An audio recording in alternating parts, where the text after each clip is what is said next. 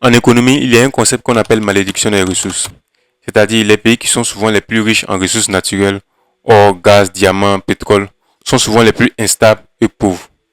En un mot, la richesse en ressources naturelles peut freiner le développement. Malheureusement, c'est le problème que rencontrent beaucoup de pays africains.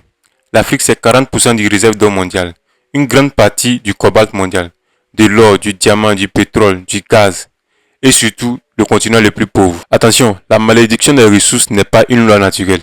C'est le résultat d'un mauvais choix politique et institutionnel. Quand un pays exporte massivement une ressource naturelle, il est tenté de négliger les autres secteurs comme l'agriculture, l'industrie, car il gagne déjà beaucoup d'argent dans l'exploitation de ces ressources. C'est-à-dire, comme j'ai du gaz, de l'or dans mon sous-sol, je n'ai pas besoin d'agriculture ou d'industrie pour m'en sortir. Conséquence, l'économie n'est pas diversifiée. Le danger est que le prix des matières premières ou des ressources naturelles change à tout moment et dépend de l'international.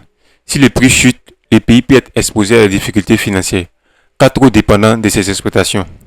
Mais selon toi, la richesse naturelle de l'Afrique est une bénédiction ou une malédiction?